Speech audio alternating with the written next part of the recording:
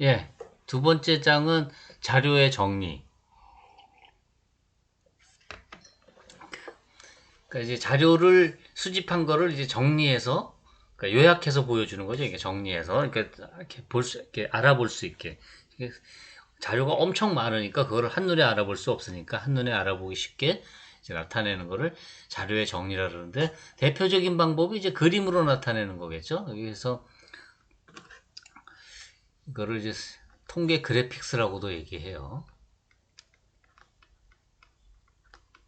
그래서 신문이나 이런 데서 이제 많이 사용하는 것들이죠. 여러분들이 이제 많이 하는 게 이제 알고 있는 게 막대 그래프죠. 근데 막대 그래프는 여기 보면 질적 자료에서, 오케이? 질적 자료에서 각 범주의 도수, 상대 도수 등을 같은 폭의 수직 막대를 이용해서 나타낸 그래프예요. 이런 거죠. 지금 이게 어떤 데이터냐 하면 14번 대학생의 등록금 마련 방법이에요. 대학생의 등록금 마련 방법. 그래서 이게 지금 상대 도수예요. 퍼센트. 가족의 도움으로 마련한다. 62.2%. 대출로 마련한다. 7.3%. 스스로 마련한다. 스스로 마련한다는 게 뭐 알바나 뭐 지가 번다 이런 뜻이겠죠. 5.7%. 그다음에 장학금을 받는다. 24.8%. 기타 방법은 뭘까요? 뭐 길에서 죽는다 뭐 이런 건가? 그 보면 가족의 도움, 대출, 스스로 마련, 장학금, 기타 이것들을 이 밑에 요 X축에 해당하는 것들은 지금 그냥 범주로 돼 있죠? 그쵸? 이게 뭐, 그 양적인 자료가 아니잖아요. 이게 질적인 자료죠. 그쵸? 이 밑에 거는. 질적인 변수가 되는 거죠. 그런 거를 뭐라고 불러요? 막대 그래프. 그래서 막대 그래프에서는 이 밑에 이 폭 있죠? 폭. 폭은 의미가 없어요. 높이만 의미가 있는 거지. 지금 이 그림에서는. 뭐 여러분들 그 초등학교 또는 유치원 아니면 태권도장 이런 데 가서 하면 참 잘했어요. 스티커 하나씩 주면 그거 이렇게 붙여 올라가는 거. 그런 것도 막대 그래프라고 볼 수가 있죠. 그다음에 이런 그림 많이 봤죠? 이건 마치 그 시간이 지남에 따라서 점점 올라가고 변하는 걸 볼 수가 있죠. 여기 보면 꺾은 선 그래프라 그러는데 그 선이 꺾어져 있으니까 각 범주의 도수, 상대 도수 등의 크기를 선으로 이어서 나타내 그래프로서 시간의 흐름에 따른 자료의 변화를 나타내기에 적합하다. 15번 자료는 뭐예요? 학생 1인당 월 평균 수학 사교육비.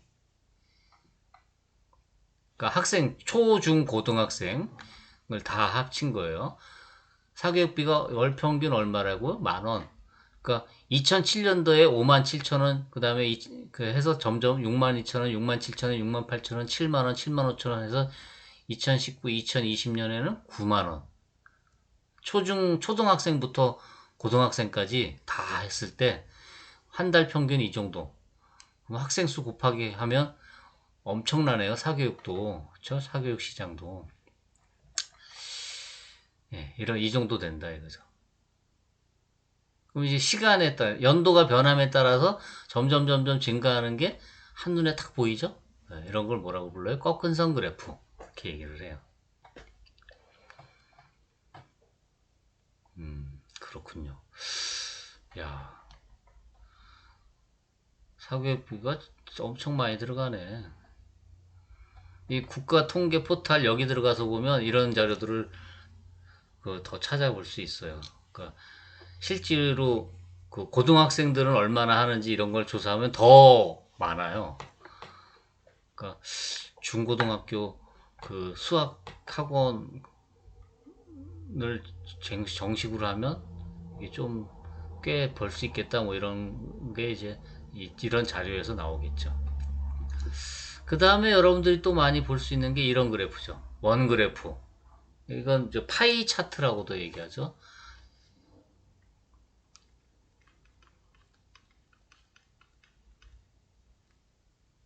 파이, 먹는 파이. 동그랗게 생겨서 각 범주의 상대 도수에 비례하는 중심각을 갖는 부채꼴로 나누어진, 그러니까 이렇게 부채꼴로 나타내는 거죠. 그런데 이 숫자에 비례해서 중심각의 크기를 정해줘야지 이게 왜곡되지 않을 거예요. 언어로 작성한 그래프로 각 부채꼴의 범죄 명칭과 비율, 도수 등을 기입한다. 그래서 보면 가족의 도움, 여기가 가족의 도움이죠. 62.2%. 그러니까 이게 이 넓이가 지금 62.2가 되긴 해야죠. 전체를 1이라고 했을 때. 예, 그런 식으로 나타낸다. 그죠. 그러려면 요 각을 의미 있게 조절을 해서 그려야 될 거예요. 지금 이거는 이제 그 엑셀 가지고, 엑셀인가? 뭘로 그렸더라? 하여튼, 그린 거예요.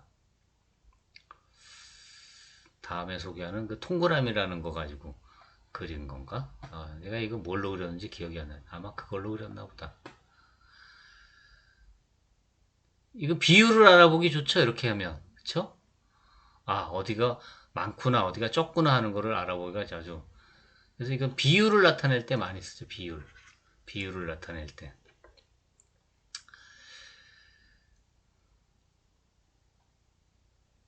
이 막대 그래프로 나타냈을 때하고 이거로 나타냈을 때하고 비교하면 이거는 전체적으로 구성비가 어떻게 되는지를 보여주는데 좋고, 이렇게 나타내면 순위, 어디가 제일 1등이고 어디가 제일 적고 뭐 이런 그 순위를 나타낼 때 이게 한눈에 확 보이죠? 막대 그래프는. 그렇죠? 꺾은선 그래프, 시간에 따른 변화. 그 다음에 이제 이런 띠 그래프. 이거는 벌써 한눈에 딱 봐도 알겠죠? 여러 개를 비교할 때 그 구성비를, 그러니까 비율을 비교하는데 여러 개를 비교할 때 좋죠. 그렇죠? 전체에 대한 각 부분의 비율을 띠의 길이로 나타낸 그래프로 여러 자료에서 각 자료의 구성 비율을 비교할 때 적합하다. 이건 지금 인구 구성비예요. 인구 구성비. 인구 구성 비율, 여기 16번. 그래서 1970년에 14세 이하가 42.5%고 15에서 64세가 54.4%고 65세 이상이 이만큼이었어요. 그런데 2010년에는 중간이 많고 여기가 지금 점점 이 나이 드신 분들이 많아지죠.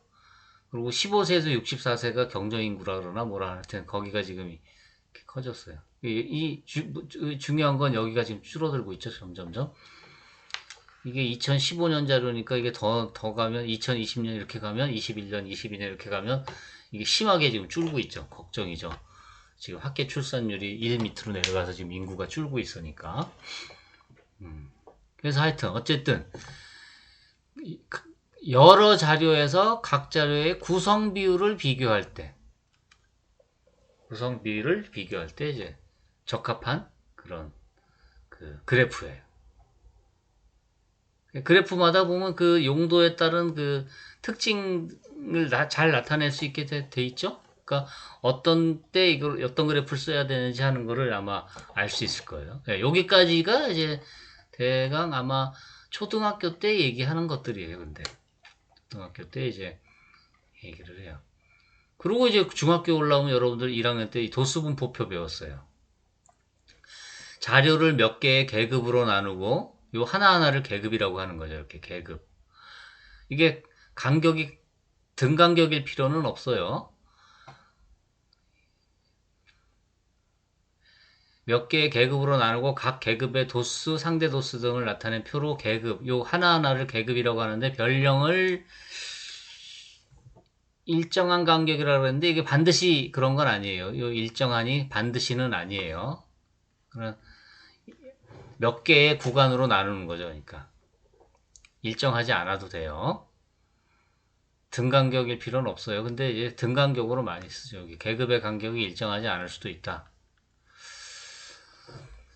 계급의 크기는 뭐냐? 요 계급 39.5에서 24.5 뺀 요 길이, 그거를 이웃하는 두 계급의 위쪽 경계에서 아래쪽 경계를 뺀 값을 계급의 크기라고 한다. 그러니까 지금 39.5가 여기 경계잖아요. 지금 보면 39.5, 39.5. 그래서 이 위쪽에서 아래 경계 54.5에서 39.5 뺀 거 뭐 이런 식으로 지금 계급이 이렇게 써져 있으니까 좀 애매해 보이지만 예를 들어 이렇게 쓰죠. 24.5 이상 39.5 미만 이렇게 쓰거나 또는 24.5 초과 그러니까 경계가 들어가지 않게 39.5 이상 이런 식으로. 그러니까 무슨 말이냐면 이렇게 하는 거죠. 그러니까 x가 어디에 24.5 39.5 또는 이거는 24.5 39.5 이런 식으로. 그렇죠? 그래서 등호가 어느 한쪽에 들어가게 경계에 걸치지 않게 그렇게 많이 쓰죠. 그렇게 하는 게 이제 좋죠. 경계에 들어가게 하면 경계의 값이 그 어느 쪽에 더 집어넣어야 될지 문제가 되니까. 그래서 지금 이 도수 분포표는 도수도 그 써줬고 상대 도수도 써줬고 누적 도수라는 건 2 더하기 6 더하기 15 더하기 이걸 차례대로 지금 더해 나간 거예요. 누적 상대 도수는 요걸 또 비율로 나타낸 거고, 계급값이라는 거는 각 계급의 중앙에 위치한 값을 계급값이라고 해요. 그러니까 39.5 더하기 24.5 나누기 2, 그러니까 32 이런 식으로 제일 가운데 위치해 있는 애를 계급값이라고 해요.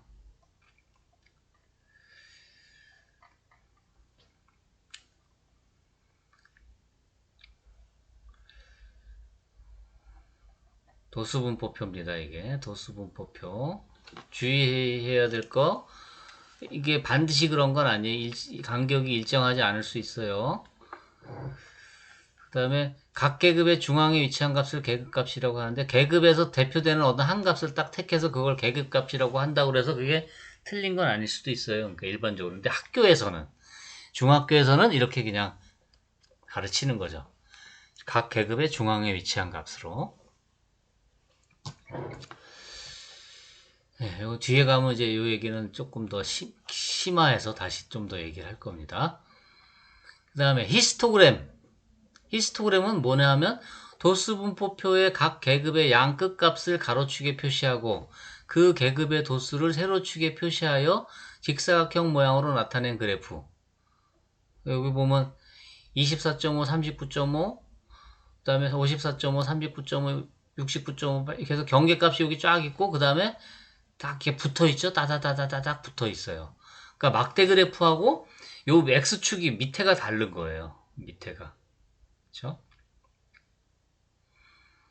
막대 그래프는 요 밑에가 범주형 자료였잖아요. 근데 히스토그램은 요게 양이에요. 다 양적인 그래프고, 그래서 이 막대의 이 하나하나 막대, 이 막대의 넓이 이런 것들이 다 의미가 있어요. 이 폭이 다 다를 수도 있기 때문에 히스토그램은 그런 특징이 있어요. 그 다음에 히스토그램을 이렇게 딱 그리고 나면 히스토그램을 그려서 그 히스토그램의 각각의 사각형의 중앙을 여기 읽어봅시다. 히스토그램에서 각 계급의 직사각형의 윗변의 중점을, 그러니까 여기죠. 윗변의 중점을 딱 잡아서 여기 여기 여기 여기 이렇게 잡아서 연결을 해요. 그리고 마지막은 여기 자료가 더 있다고 생각해서 이렇게 같은 간격으로 딱 뽑아주는 거죠. 이렇게 한 거를 뭐라고 불러요? 양 끝에 사례로 현부로 연결하고 양 끝에 도수가 0인 계급을 하나씩 추가하여 그 중점을 선분으로 연결하여 만든 그래프. 오케이? 그거를 도수분포 사각형이라고 불러요. 그러니까 꺾은선 그래프인 거죠. 그러니까 결국. 근데 왜 다각형이라고 말을 붙였는지 모르겠지만. 그래서 의미 있게 그리려면 요 넓이를 같게 그리는 게 좋죠. 요 넓이랑 요 넓이. 요 넓이랑 요 넓이. 요거랑 요거. 합동이 되게. 얘랑 얘. 그러니까 합동이 되게 그려주면 더 의미가 있을 거예요. 요거랑 요거. 요거. 그 다음에 얘랑 얘. 그러니까 합동이 되게 그려주면 넓이가 그대로 다 보존이 되니까 그게 의미가 있죠. 그렇게 그려주는 게 좋습니다. 가끔가다 이걸 이렇게 주장하는 사람들도 있어요. 이렇게 점수를 하면 여기가 0점부터 100점까지 해서 10점, 20점, 30점 이렇게 해서 도수분포 사각형을 그리면 만약에 이렇게 나왔다. 100점에서 90점이 이렇게 됐다. 그러니까 다각형을 그리면 이제 이렇게 되겠죠. 근데 여기는 이렇게 내려가잖아요. 여기도 이렇게 되고. 그러면 여기는 뭐냐? 0점 밑에 점수가 없는데 그러니까 이렇게 그려야 되는 거 아니냐? 100점 이상 점수가 없으니까 이렇게 그려야 되는 거 아니냐? 뭐 그렇게 우기면 뭐 할 수 없는데 좀 전에 제가 여기 얘기했죠? 넓이를 같게 하는 게 좋다. 이 사각형으로 둘러싸인 넓이나 이 도수분포 다각형으로 둘러싸인 것의 넓이나 같게 하는 게 좋다. 그러니까 그런 의미로 보면 이렇게 밖으로 뽑아내는 게 의미가 있죠. 여기에 데이터가 있다라는 의미가 아니라 전체적인 분포가 어떻게 형성된다라는 걸 본다라는 의미에서 그리는 거기 때문에 이렇게 0점 밑에 없다, 100점 위에는 없으니까 이렇게 한다라고 하는 것보다는 전체적인 분포의 모습을 보기 위해서는 이렇게 옆으로 뽑아주는 게 더 좋다 이거죠. 그래야 수학적으로도 이 넓이도 보존이 되고 해서 더 좋다 이거죠. 그래서 그러니까 도수분포표를 만들면 그거 가지고 히스토그램을 그리고 이러면 이제 눈으로 한눈에 더 보기가 좋잖아요. 그러고 나서 그 히스토그램을 또 연결해서 중점들을 연결해서 이런 도수분포 다각형을 그리면 점점 이 분포의 모양이 보이는 거죠. 그래서 이게 자료가 어떻게 지금 분포되어 있구나 하는 거를 이제 볼 수가 있는 거죠.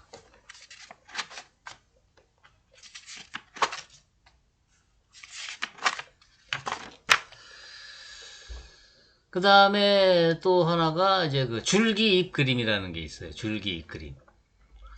자료의 각 별량을 큰 자리의 수와 작은 자리의 수로 구분하여 세로선의 왼쪽에는 큰 자릿수를, 세로선의 오른쪽에는 큰 자릿수에 해당하는 작은 자릿수를 나타낸 그림. 여기 볼까요? 예를 들어서 지금 이게 몇 명이지? 하나, 둘, 셋, 넷, 하나, 둘, 셋, 20명의 멀리뛰기 기록이에요. 지금 쫙 써놨죠? 그러면 그거를 이제 줄기 그림으로 나타낸다는 게 무슨 말이냐? 지금 보면 160대에서 180대 이렇게 돼 있으니까 차례대로 160 여기 160 얼마짜리, 170 얼마짜리, 180 얼마짜리, 190 얼마짜리 이렇게 쫙 써요. 이게 이제 줄기에 해당하는 거죠. 줄기에 해당하는 거. 그 다음에 차례대로 이제 여기 172 2 175 5 168 여기 지금 이건 순서대로 썼네요. 그냥 이렇게 쓰는 경우도 있어요. 168 178 이런 식으로 164 178 이렇게 이제 써요. 178 이런 식으로 쫙 써. 그래서 다 쓰고 나면 그 다음에 얘네들의 순서를 이제 그 다음에 정렬하는 거죠. 뭐 정렬 안 하는 경우도 있고 정렬하는 경우도 있고. 여기 순서를 읽어볼까요? 작성하는 순서를 보면 자료의 최대값, 최소값을 찾아서 줄기를 정한다. 그러니까 최대값이 193이고 최소값이 160이죠. 그러니까 160에서 193이니까 줄기를 16, 17, 18, 19 이렇게 정한다 이거죠. 줄기를 정해요. 그러고 나서 세로선을 이렇게 쫙 긋고 이제 잎에 해당하는 거를 이제 찾은 거예요. 작은 수부터 차례대로 쓴다 그랬는데 그러면 얘네들을 하나하나 다 찾아가지고 정렬을 해야 되니까 그냥 일단 좀 전에 제가 한 것처럼 쓰는 게 더 편리하겠죠? 쓰고 나서 정렬하고 싶으면 그 다음에 하는 거죠. 그러니까 작은 수부터 차례대로 쓴다는 이거는 먼저 쓰고 나서 줄기를 쓰고 필요에 따라 작은 수부터 차례대로 정렬, 필요에 따라 순서대로 정렬 한다. 이렇게 하는 게 더 좋겠죠. 세로선의 오른쪽에 각 줄기에 해당하는 잎을 작은 수부터 가로로 쓴다. 이거구나. 이거 2번이 지금 요거 쓰는 거 얘기한 거구나. 지금 요거는 여기에 들어가는 거죠. 여기. 작은 수부터 가로로 쓴다. 이게 아니고. 쏘리, 죄송합니다. 네, 여기에 들어가게. 필요에 따라 누적도수 이런 거를 주로 여기다가 많이 써요. 이쪽에다가. 여기다 쓰기도 하고. 근데 이쪽에 많이 쓰더라고요. 왼쪽에다가. 그러니까 하나, 둘, 셋, 넷, 다섯, 6개. 하나, 둘, 셋, 넷, 다섯, 여섯, 일곱, 여덟 개. 하나, 둘, 셋, 네 개, 두 개 이런 식으로. 다 더해서 20개 뭐 이런 식으로 쓴다 이거죠. 또는 뭐 누적 도수를 옆에다가 14개, 그다음에 18개, 20개 이렇게 쓸 수도 있고. 오케이? 그래서 필요에 따라서 도수, 누적 도수 등을 기록할 수 있다. 그래서 이거를 뭐라고 불러요? 얘를 줄기 잎 그림이라고 부른다 이거죠. 줄기 잎 그림. 얘의 특징은 보면 자료의 값을 잃지 않는다. 무슨 말이냐? 여기 원래 자료죠? 이 원래 자료 값이 여기 다 그대로 다 들어있죠. 168 여기 있잖아요. 여기 168이 두 명이네. 뭐 이런 거를 알 수가 있죠. 그쵸? 그러니까 자료가 그대로 있어요. 그러니까 서로 왔다 갔다 할 수 있죠. 원래 자료를 그대로 만들어낼 수가 있어요. 자, 이게 왜 특징이 되느냐? 그럼 그런 다른 건 안 되느냐? 도수분포표. 이 도수분포 다각형은 히스토그램에서 왔고 히스토그램은 도수분포 다각형에서 왔잖아요. 이걸로 그리면 예를 들어 이런 거죠. 150 이상 160 그러니까 160 이상 170 미만이 몇 명 이렇게 나오는 거죠. 그러면 168이 몇 개인지 164가 있는지 없는지는 도수분포표에서는 보면 나오지가 않는 거죠. 그러니까 자료가 없어지기 때문에 자료의 값을 도수분포표는 잃는 거죠. 그러니까 그 다음에 분포의 모양을 알아보기 쉽다. 무슨 말이죠? 분포가 지금 이렇게 돼 있는 모양이 옆으로 돌려보면 이렇게 됐다는 모양이 보이잖아요. 그쵸? 그래서 분포의 모양을 알기가 쉬워요. 그리고 다른 자료를 놓고서 같이 비교할 수도 있어요. 똑같이 그려가지고 비교가 쉬워요. 뭐 이건데 얘만의 특징은 아니겠죠? 그런데 문제는 이거. 자료가 많으면 그리기가 어렵다. 당연히 어렵겠죠. 이게 많아지면. 이게 계속 이렇게 가야 되니까, 여기 계속 써야 되니까, 이쪽으로. 그리고 아까 얘기했듯이 여기 필요에 따라 순서대로 정렬할 때 이 개수가 많아지면 그게 쉽지가 않죠. 어려워지죠. 그렇죠? 그러니까 그거는 또 어떻게 얘기하면 또 단점이 될 수도 있는 거죠. 그렇죠? 그러니까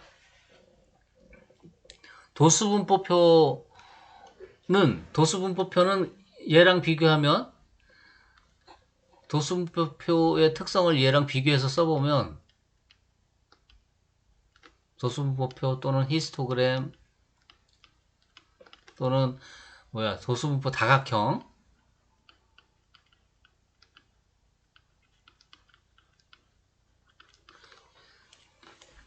요 특성을 그대로 반대로 가지고 있는 거죠. 그쵸? 자료의 값, 즉 원자료죠. 그러니까 원자료의 값을 잃는다. 잃는다. 없다 이거죠. 분포의 모양을 알기 쉽다? 이 분포의 모양은 도수분포표에서는 알기 어렵지만 히스토그램이나 도수분포 다각형에서는 분포의 모양을 알기 좋죠? 이거는 빼고 이거는 케이스 바이 케이스. 자료를 비교하기 쉽다. 자료를 비교하기 쉽다도 도수분포표에서는 자료를 비교하기가 쉽지 않지만 히스토그램이나 도수분포표 다각형을 나타낼 때는 자료를 하기가 좋죠. 이거를 이렇게 그리면 좋겠구나. 그러면 도수분포 표 히스토그램 도수분포 다각형 그 다음에 줄기 그림. 그럼 원자료가 얘는 없어진다 그대로 있다. 그죠? 분포의 모양 안 보인다, 잘 보인다, 적당히 보인다. 그 다음에 자료의 비교. 두 자료죠, 이거는. 두 자료의 비교. 여러 자료의 비교. 잘 안 보이죠? 근데 히스토그램은 비교적 잘 보이고, 이거는 아주 잘 보이고, 얘는 적당히 보이고. 그 다음에 자료가 많으면, 많은 자료의 처리, 이거는 최고로 좋죠. 히스토그램 자료가 많으면 촘촘하게 그려질 가능성이 있죠. 이거 세모. 얘는 뭐 괜찮고. 이것도 세모라고 해야 되나? 하여튼 얘랑 얘랑은 조금, 얘는 많은 자료일 땐 안 좋고 뭐 이런 거죠. 오케이? 그런 그 장단점이 있어요. 어쨌든 근데 이 자료가 많을 때는 결국 이 도수분포표를 많이 쓰잖아요. 그렇죠? 그래서 우리는 이제 이 도수분포표를 많이 쓰게 될 거고, 필요에 따라서 히스토그램이나 도수분포 다각형을 쓰는 걸로. 줄기 이끌림은 자료가 많을 땐 불편하기 때문에, 우리 근데 자료가 많은 경우가 많아서 그거는 이제 좀 덜 쓰게 될 거예요. 예. 그래서 그 다음 시간에 제가 그 통그람이라는 그 소프트웨어, 통계청에서 나온 교육용 통계 프로그램을 소개를 할 건데, 그걸 가지고 이런 것들을 이제 다 그려보고 할 수도 있습니다. 예. 자, 이것으로 지금이 뭐죠? 자료 정리해서 자료를 시각화해서 보여주는 그런 것에 대한 방법이었습니다. 자, 이것으로 자료의 시각화 마치겠습니다. 끝.